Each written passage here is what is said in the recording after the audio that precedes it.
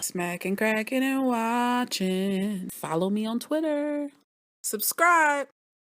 Y'all know what time it is? GCPD. Let's get it. Gotham, Season 4, Episode 3. This episode is called They Who Hide Behind Masks. I enjoyed this episode because it's about independence. Various forms of mask. And I can do it. I can do it. Everyone's having that point of I can do it. The best shot for this episode. The best shot? Showing the Riddler's hat on those ice cubes. Oh my God, that was amazing. Bruce, what I loved about Bruce, he's coming into his own. I say it every episode, but now he's throwing an accent out there. He's becoming these different characters to get what he needs. And Alfred stepping in the clutch as usual. The greatest wingman award goes to Alfred for his role of my uncle. Yes. Scenery. Penguin's office. He has this soft, large, luxurious chair, and behind him it's the circular window. You know, behind him. I loved it. I loved it because it's so dark. He's so dark. What he's wearing is dark. His large desk, his desk is dark. Oh, I just love what they're giving us this season. Come on, y'all. As far as scenery, when we followed Jim to this estate, this beautiful estate, Carmine Falcone's estate, beautiful. The birds, the water, the horses. Yes. Jim is rocking these shades. Best hair award, you know I'm giving that to Barbara. Barbara is giving us old nasty Bob, vicious Bob, almost like she's been electrocuted. Oh, I love it. New character. The new character is going to Sophia Falcone. She's a daughter of this vicious boss who's now sick, and he's lost a son due to Jim, and now Jim's there saying, hey man, I need you, and he's like, I can't do it, man. I have this ailment. No, I don't want my daughter to touch Gotham.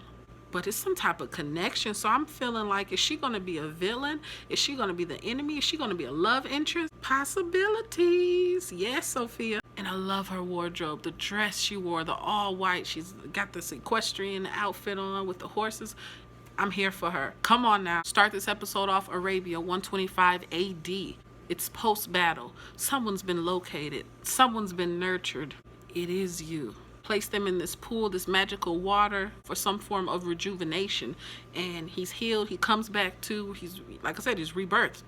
He emerges from the water, and it's this awesome scene, and we see this beautiful wife. We see this beautiful knife, sword, and it's got a hook to it. And I'm like, Now, mind you, Bruce and Kat, they keep going on to the same scene. One of them messes up, the other one fixes it.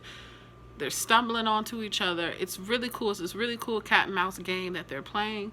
Cat and bat game that they're playing. When they had the thief scene, I knew it was her. Why? Just because the way that Selena moves. It's very cat-like, so you know her swag. She's wearing a mask. Bruce is wearing a mask. Interesting. Penguin's hustle.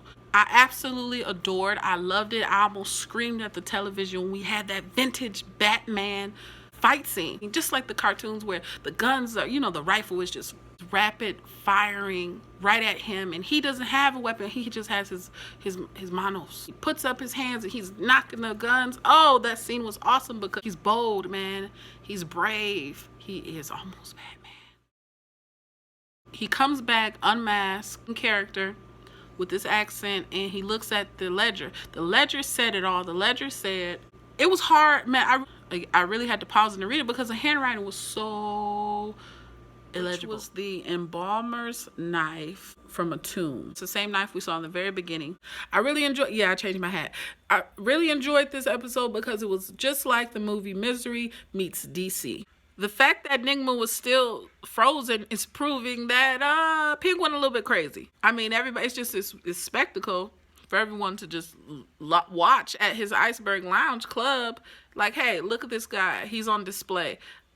That's crazy. Not to mention, Oswald walks around just randomly talking to him as if his friend is thawed out and they're working together. A little bit loo-loo-loo. Myrtle Jenkins comes in the club. Myrtle Jenkins comes in the club with a torch. Shocked me. I didn't see it coming. This chick was his classmate.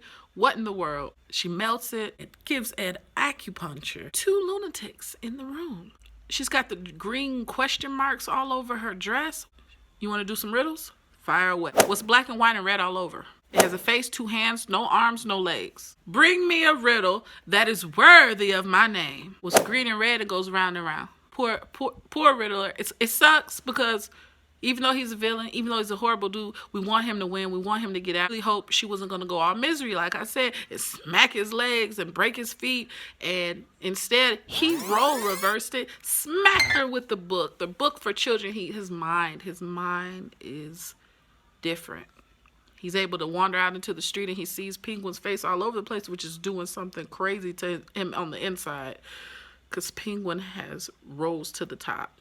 I thought Jim was like in Havana or something because that's just the vibe I got off of the scenery. However, evidently he was in Florida.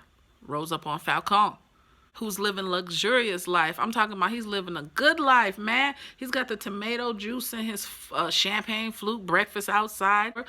He's got the exterior pool. Just a little bit in the distance, you have the freaking ocean.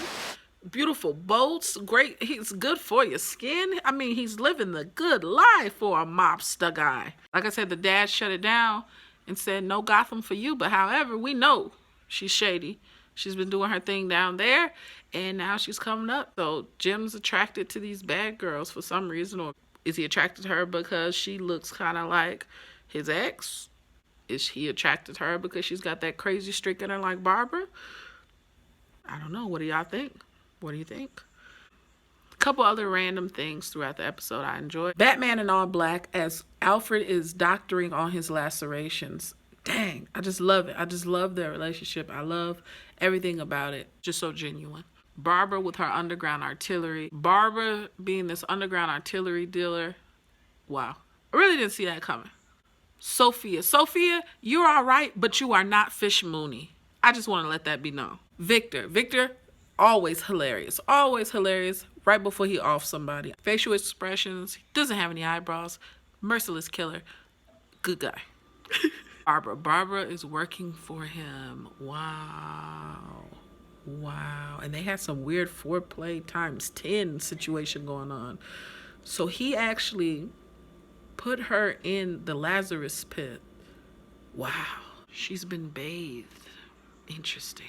Bruce playing the role of the billionaire brat. I love it because like I said earlier in this review, layers to this guy.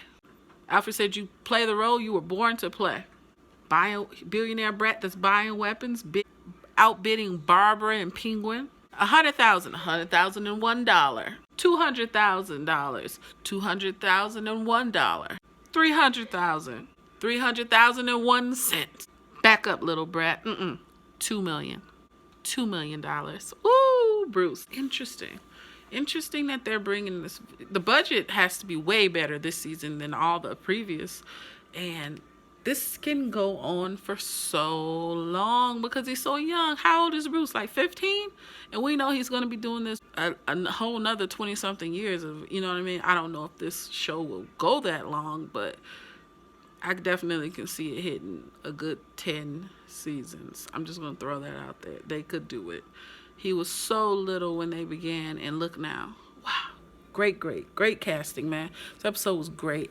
You guys let me know what you think. What do you think is going to pop off next week? Oh, Riddler. This episode was I love everything about the Riddler. I love that we have a new villain. Like I said, she's no Fish Mooney. No.